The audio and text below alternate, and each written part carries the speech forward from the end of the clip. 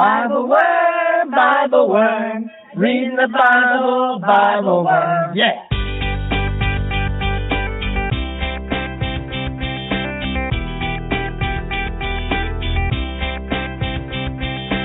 Welcome to BibleWorm. I'm Dr. Amy Robertson, here with Dr. Bobby Williamson. Bobby's an associate professor of religion at Hendrix College and pastor of Mercy Church in Little Rock. I'm the executive director of Congregation Beit Haverim in Atlanta. We are Bible scholars and people of faith, one Jewish and one Christian, who love wrestling with biblical text. Together, we are BibleWorm, oxygenating your biblical soil. This week, we read Mark chapter 12, verses 1 through 17. We look at the ways that the power structures of the biblical day are baked into the scripture and what that means for us as modern readers. We'll get to see Jesus do the ultimate mic drop when asked about everyone's favorite topic, taxes. And I will share with you the legend of BibleWorm. Glad you're here.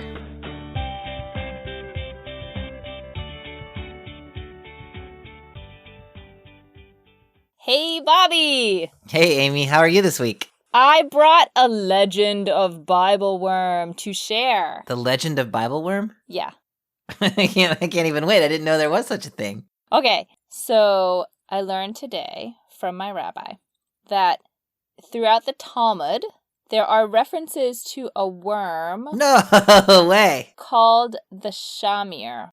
And this worm would burrow holes through sacred items. What? That it was you couldn't put a sharp tool to it because that just didn't seem quite appropriate. So it was used for engraving the breastplate of the priests. Oh, no way. And it was used for the construction of Solomon's temple. We are the shamir. The shamir, that's amazing. We're not the sharpest tools in your box, but we'll get the job done. Oh, I like that. That's the new tagline. Wait, how do you... So, if you're going to engrave with a worm, do you have to train the worm? How do you get the worm? So what you have entice to do... it with Bobby, it's snacks? a legend. Everything is in the Talmud. Seriously, every single thing. Including is in the Talmud. BibleWorm. We didn't even know. We didn't even know. I mean, we knew how cool we were. I was going to say we didn't know how cool we were, but we totally did, which is not very cool. But but we did not know that we had ancient predecessors. Yeah. We are an That's actual Talmudically supported podcast. That might be a little bit of a strong claim. There's a worm in the Talmud. Yeah! Yay, Talmud! Okay, so today we get to bring the powers of the worm to Mark chapter 12. Yeah. You ready? I'm ready. Chapter 12, verse 1. Then he began to speak to them in parables. A man planted a vineyard, put a fence around it, dug a pit for the winepress, and built a watchtower. Then he leased it to tenants and went to another country.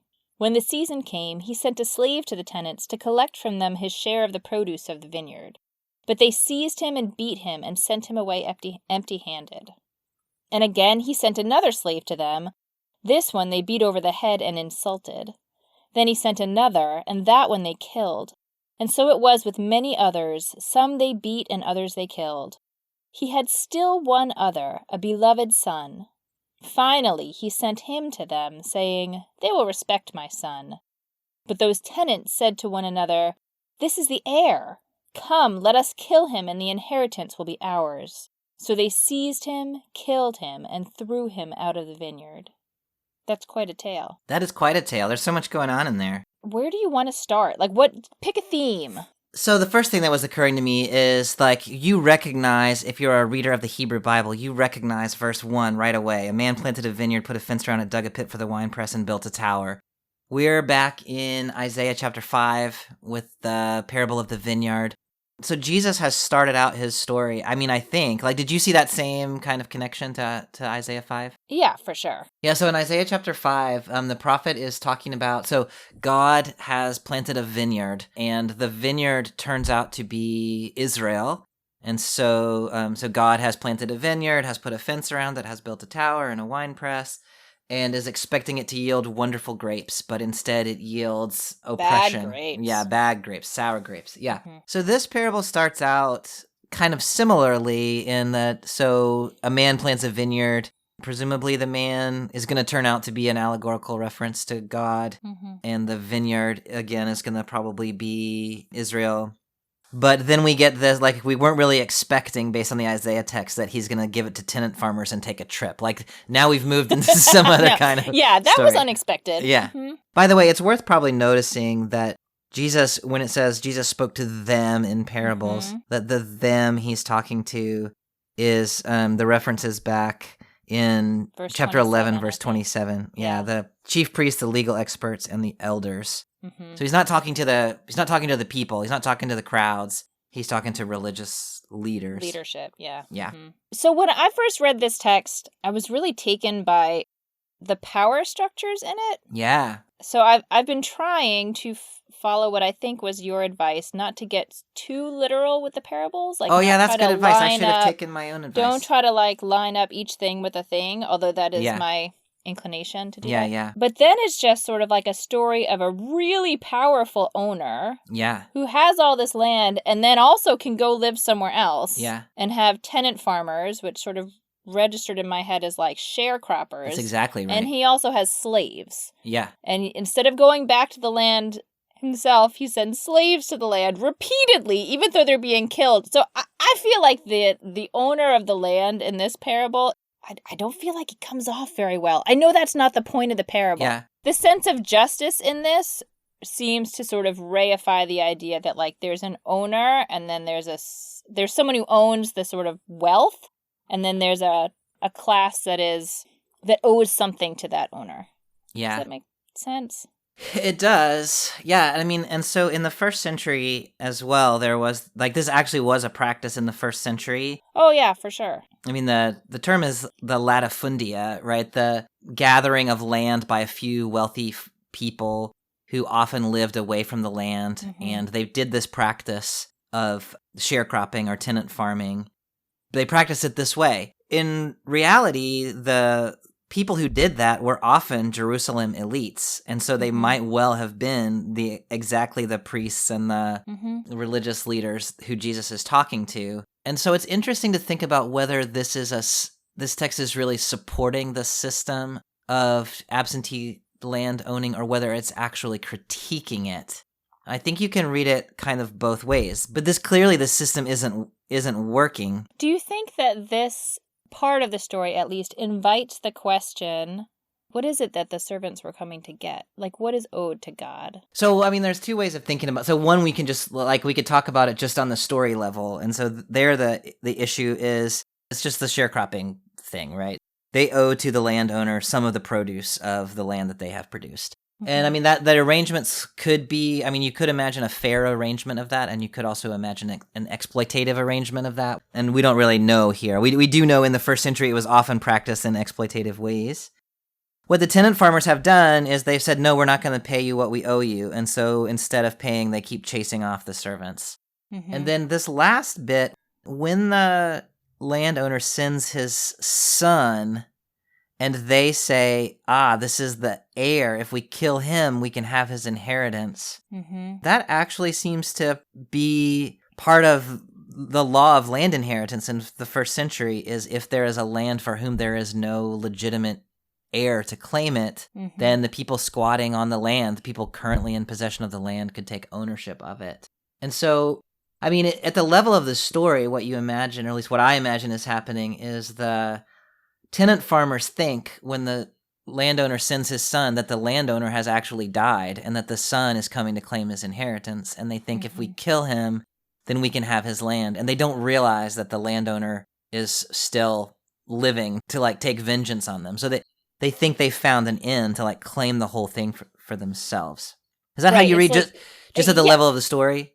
Yes, at the level of the story. And again, I appreciate that corrective. It's so easy to... It is, when you're reading a parable, to start trying to translate terms. Just read it as a story. Yeah, the tenants on the land want to flip the power, right? And verse 8 is the ultimate attempt to do that. To say, we can not just not pay you whatever is owed right now. Yeah. But we can have this as our own thing forever. Yeah. It hadn't occurred to me that they don't realize that the owner is still alive, but that makes a lot of sense since the owner hasn't been there. That's not spelled out in the text. Yeah. But it makes sense of what's there in the text. Yeah. No, I agree with that. Because otherwise, like, let's kill him and the inheritance will be ours doesn't really make sense. Because if we kill the son, the father still owns the land. Like, he's not going to give it to you. You just killed his son, right? Right, but when he dies, you get it. Maybe Unless so. he notices that you've killed his son. yeah, surely. Tells you you can't be the tenants anymore. Surely he would notice. Yeah, he might notice. Yeah. That's true. Okay. Verse 9. What then will the owner of the vineyard do? He will come and destroy the tenants and give the vineyard to others. Have you not read the scripture? The stone that the builders rejected has become the cornerstone. This was the Lord's doing, and it is amazing in our eyes. When they realized that he had told this parable against them, they wanted to arrest him, but they feared the crowd, so they left him and went away. So if we stay at the level of the story again, you just killed the vineyard owner's son. So what's the vineyard owner going to do? He's going to take revenge. Yeah, hard revenge, man. Destroy you. And the scribes, the religious leaders to whom he's telling the story themselves probably being vineyard owners, like, would say, of course he is. That's what they would do. Yeah. Yeah. And so they find themselves kind of relating to that character. And then we get this quotation about the cornerstone. Yeah. Do you have an image in your head for the cornerstone? How would you describe? I mean, I think people generally have a vague idea of what's meant by cornerstone, but... Yeah, I mean, my reference for cornerstones is like old buildings where, like, at the foundation, there's one stone that presumably was laid first, and it usually has like an inscription on it that says like, this building was constructed. And so it's the stone at the foundation that everything else is built on around. Yeah. Mm-hmm. So that which had been rejected before is now the basis for everything. What is that quotation like doing? How does it relate? Yeah. So we just had this whole vineyard situation with tenants who weren't paying the landlord.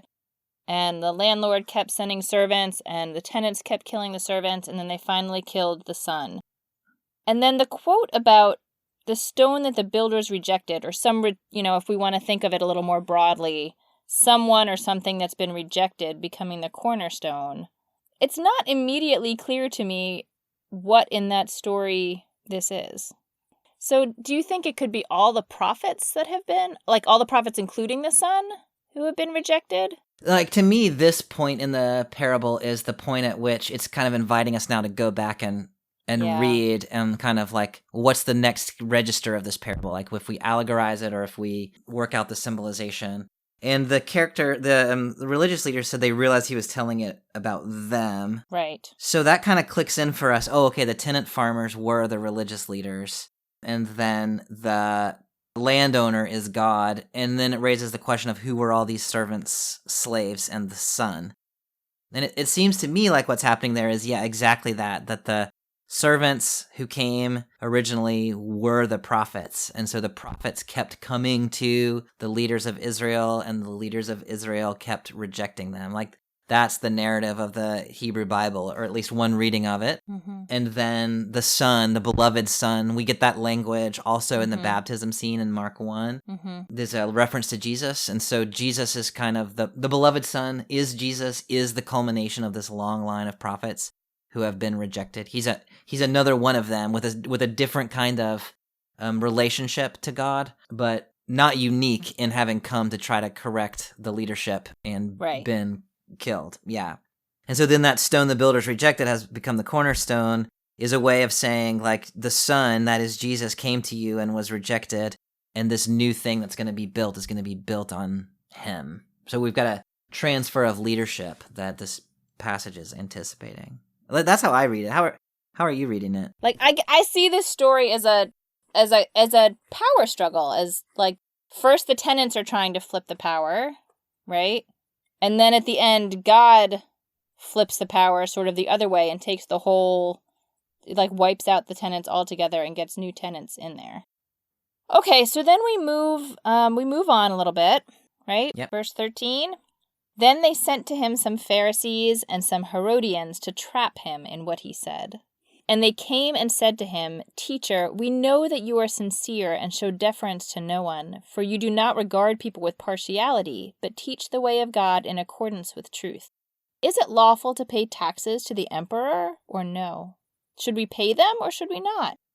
But knowing their hypocrisy, he said to them, "Why are you putting me to the test? Bring me a denarius and let me see it." And they brought one. Then he said to them, "Whose head is this, and whose title?" They answered, "The emperor's." Jesus said to them, "Give to the emperor the things that are the emperor's, and to God the things that are God's." And they were utterly amazed at him. Like, this is a really loaded question. Super loaded. I mean, they're trying to trick him. The text Yeah. tells us they're trying to trick him. Yeah, and they start out by flattering him, right? We think you're Oh amazing. my God. And I'm sure that you've had interactions like that too, where like people start with that and you're like, yeah, what are you doing? Yeah. Yeah. So they're trying to get Jesus off guard by making him, like, buttering him up a little bit and then, like, coming at him, hoping he won't notice. But Jesus doesn't play. Jesus is nobody's fool. No, Jesus does not play that game. But the question, does the Torah allow people to pay taxes to Caesar or not? This question was very much a live question. If not in the time of Jesus, then certainly in the time of Mark. Mark was writing right around the time of the Jewish revolt against the Romans, in somewhere in the close to 70, 66 to 70, somewhere in there. And this question of do we pay taxes or do we not pay taxes was very much at the heart of that Jewish revolt. Like, do we owe money to Caesar or don't we? And so it was framed both as a political issue, like these are our like occupiers and we don't owe them anything. But it was also framed as a religious issue. We talked at one point about the taking of a census and whether that's allowable. Yep. And so the word here is actually kensus in Greek. This is the poll tax. Like you count the people and then you like charge them per capita. So there's that issue is an issue. And then I think also the issue of like when you pay a tax to someone, like what are you claiming about their authority? Are you somehow supplanting God's authority with the imperial authority? Or is there no conflict there? I think that is also an issue. Like the first commandment is kind of an issue here. Right. I mean, in some ways, it makes me think of sort of the imperative not to bow down to other people, right? So we don't want to show so much respect to this empire that someone might be confused as to our allegiance. Yeah. Our true allegiance. Exactly. So if you were a zealot, a Jewish revolutionary, a populist, you would say, no way do we pay taxes to Caesar, because this is religious blasphemy and these are illegitimate occupiers. And so if Jesus says, yes, you pay your taxes to Caesar, then he's putting himself over and against this whole like populist movement that's anti-Rome. Mm-hmm. On the other hand, if Jesus says, no, you shouldn't pay your taxes, then that's a problem too. That's a problem for he's open to being arrested by the civil authorities or by the religious authorities. Mm-hmm. And so they've tried to put Jesus in this kind of no-win situation. No matter what he says, he's either going to get arrested or he's going to lose his popular support. Yeah, so he gives this very interesting answer, right? So these coins that have Caesar's face on it, these are the coins of Caesar. Yeah. Give them to Caesar. Yeah. And also, there's something, not described here exactly what it is, but there's something that you give to God. Like, what is God's? That you have something that is God's, and you need to give it to God. That's right. So, he gives a non-answer answer. Mm-hmm. Give to Caesar what you owe to Caesar, and give to God what you owe to God. Like, it's a really nice way of kind of not answering the question. Yes, that's an art form, not answering the question. Yeah. So the first thing he does is he says, bring me a coin, like bring me a denarius. Yeah. So, like, first of all, Jesus doesn't have a denarius. Like, he's got to get somebody to give him one. Like, that's just kind of interesting. It is interesting. Secondly, I thought of it as like a magic trick when you're like, I might have a fake denarius that I've messed with, so give me your denarius so everyone knows. I guess you could read it that way. Yeah. I guess you could read it that way. No, you're I read it as Jesus doesn't have any. It's probably not a magician. Jesus doesn't have any imperial coins in his pocket. Yeah. And so when he says to the Herodians and the Pharisees, like, "Hey, give me a coin," like they do have a denarius in their pocket. Yep. So they are implicated in this. So they have implicated themselves in the Roman economy where Jesus has not. So these religious leaders who are trying to like raise up this issue with Jesus and the like anti-Roman populists, the zealots, they have actually ended up implicating themselves because they are carrying around these coins. You mentioned that the coin has Caesar's face on it. A denarius also would have had an inscription on it referring to the emperor as the divine and the high priest. So here you have an image, which is claiming divinity and claiming religious authority. So these are clearly violations of the Torah. Yes. Mm-hmm. And so if the question is, can we, like there was a question, can we even use Roman coinage? Because these things are idolatrous. Mm-hmm. And so when the religious leaders pull out this coin, like with this idolatrous image, like the conversation has shifted a little bit. Jesus has not participated in this idolatry. And so it's created this really interesting, like Jesus has managed, even just by asking for a coin, has flipped the conversation in this interesting way. And it does feel to me not quite like, pay your taxes to the system because you should support the system. But it's almost more like reject the system, both in the ways it can help you and the ways it can hurt you. Like, don't take advantage of the power that you have by virtue of having this coin of the empire. Give it back. Oh, I like that reading. Where I was going to go with it was similar, but not quite as strong as that, I think, which was, if you have chosen to participate in the economy of the empire, then you owe taxes to the empire. Because you have earned money in this way, so you've got to follow their rules. But Jesus doesn't have that money in his pocket, and so it seems as though he is kind of rejecting the economics of the empire and saying, I'm living in a different economy, and so I don't owe taxes to the Romans. Right. So if you go down this road, you got to go down this road. But really, it's possible not to. Yeah. I think it's so interesting to read these two stories right next to each other and think about sort of what is owed, like in the system that you've bought into for whatever reason. What are the rules of that system, and to what extent do you need to honor your system? Yeah, and then that big question of what is it that we owe to God? Yeah. What does belong to God? Bobby, if I knew that.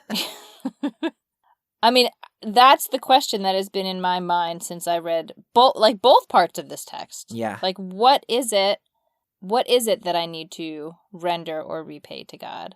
Yeah. I don't know. Do you have an answer to that question? I mean, I think in my mind, the answer to what belongs to God is everything belongs to God. Mm-hmm. And that includes the land, which was an issue in the previous story, and maybe was an issue when you think about the latifundialization. I don't know what that word is. That's an amazing word. Yeah. And so thereby a critique of religious leadership who have become absentee landlords over land that doesn't properly belong to them. That there's a critique even of land practice there. So everything belongs to God. You need to give it all back to God.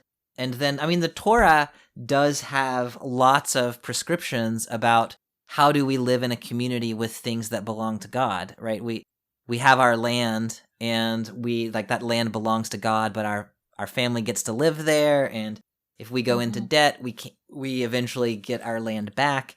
People can't you don't own land forever. Yeah, right. So one way of reading this is just like, hey, go back and like we need to be a community of the Torah instead of a community of religious leadership that has fallen into the sway of the imperial economics. I mean, do you think that's Jesus's message? Like, go back to a Torah-based life? Because there have been other places in Mark where it hasn't been clear to me that that's what Jesus is asking for.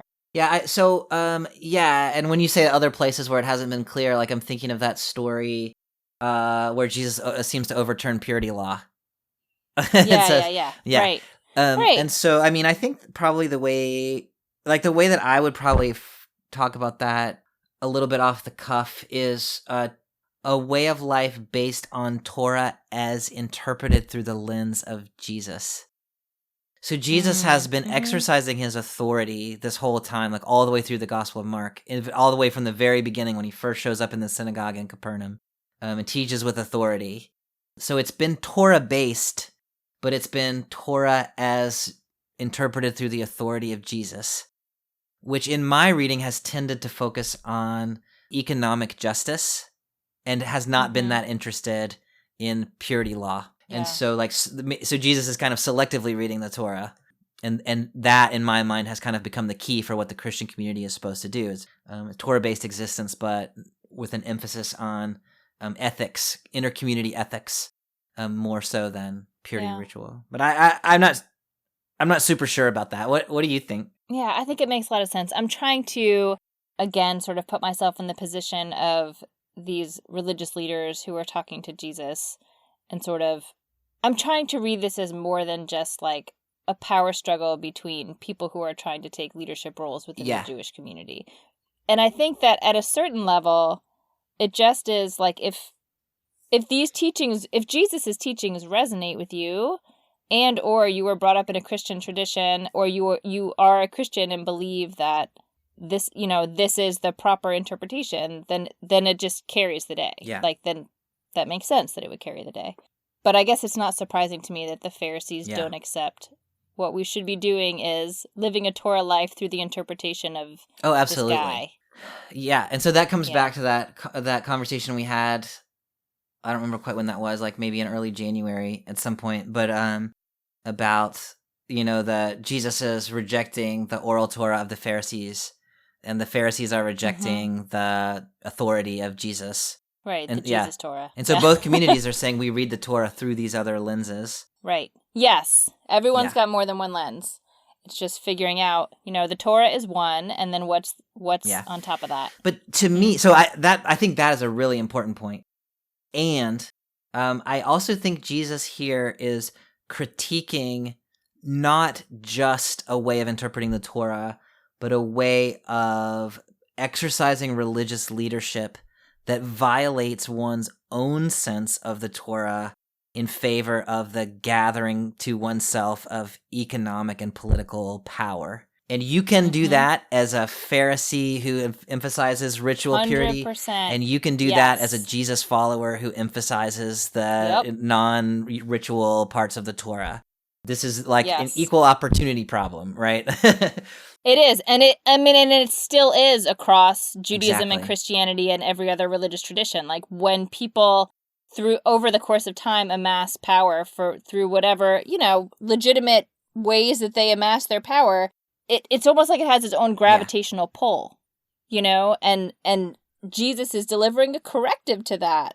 You're supposed to be the stewards of this vineyard, and you're supposed to resist whatever gravitational pull you're you're supposed to resist. I think that's exactly right. And I mean, there's a facile but fairly common reading of this set of passages, the two we've read today, which is like what Jesus is saying is Jews had their shot and they were terrible, and so here come the Christians and they're going to be great. And like that is not, I think, what this is. I know, like there's lots of anti-Jewish interpretation of the New Testament that is out there, as you probably know. That hurts my feelings. I think the better way of reading that is kind of where we're headed, which is, I mean, of course, I think the BibleWorm is right, but that whoever you are, and like we can disagree about how to interpret the Torah, but what we ought to agree on is that if we exercise religion in ways that favors the economics of the empire over and against the people to whom justice is owed, and over and against God who has declared this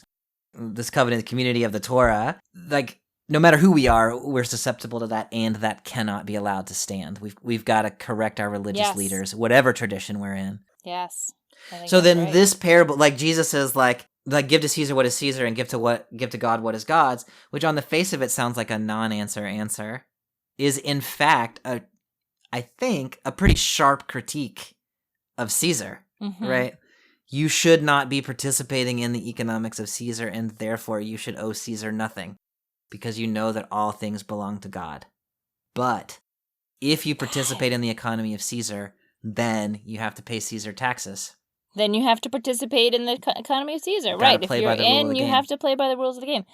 What would it look like to not participate in the economy at all? I'm just right. I mean, I'm not asking you to like really answer the question, but again, it just underscores this is a big ask. Yeah, it absolutely is a big ask. Like this is not just a little inconvenience. This is a radical move. It is. Okay. Now, having opened a huge can of whoop-ass. Worms. No, BibleWorms. Oh, BibleWorms. Or whoop-ass. No, worms. A huge can of BibleWorms. What would you highlight as a question or a teaching or an issue from this text that feels really real to you? Yeah, I mean, I feel like I just said what like I feel like I just said That's everything I okay think. too. Yeah.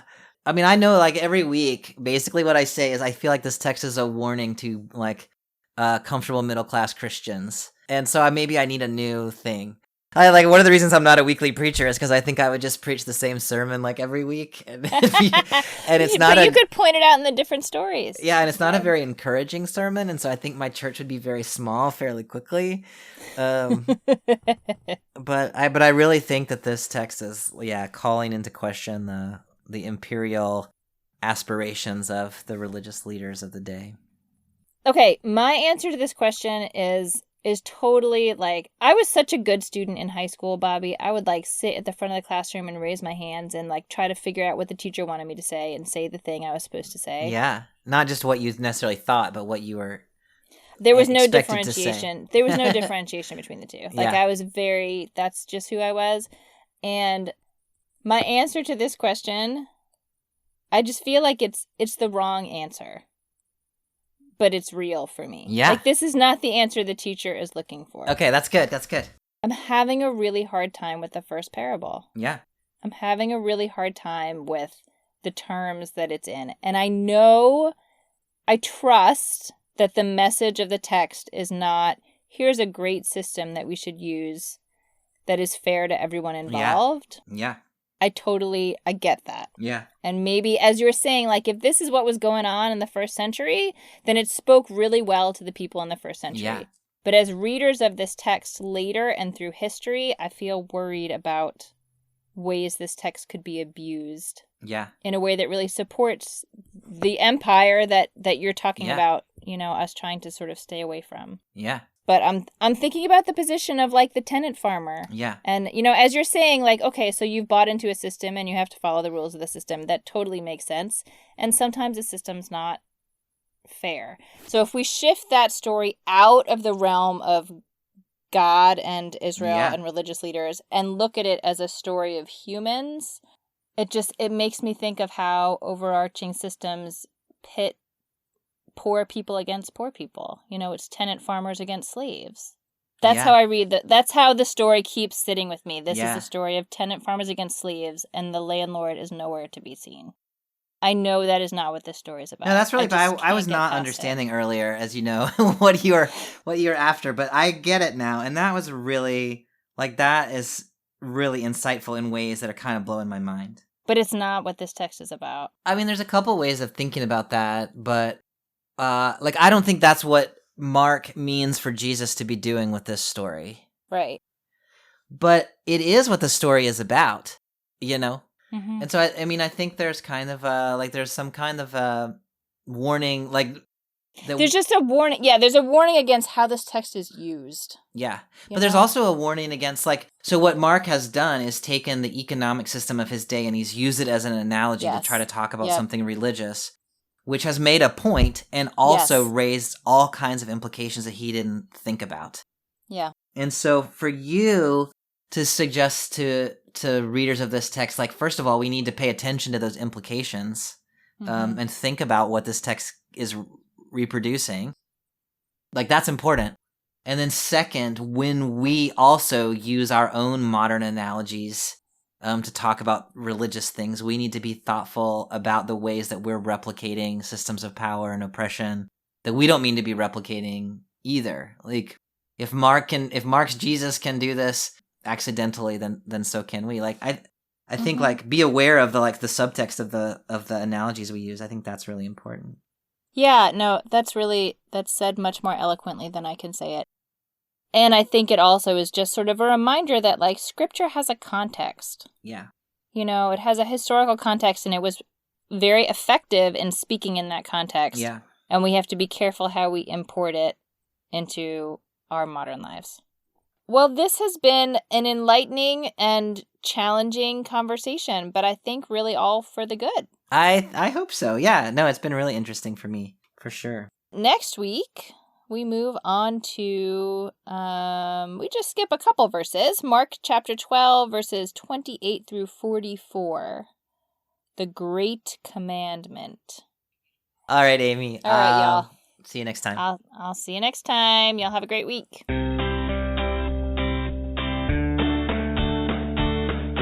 Thank you for joining us for another episode of BibleWorm. Our shout out this week goes to a group of neighbors celebrating the annual blooming of a magnificent Japanese magnolia, known to them as the God Tree. If you'd like to be featured, send us a recording of our BibleWorm song. Our email is BibleWormPodcast@gmail.com. Have a fantastic week.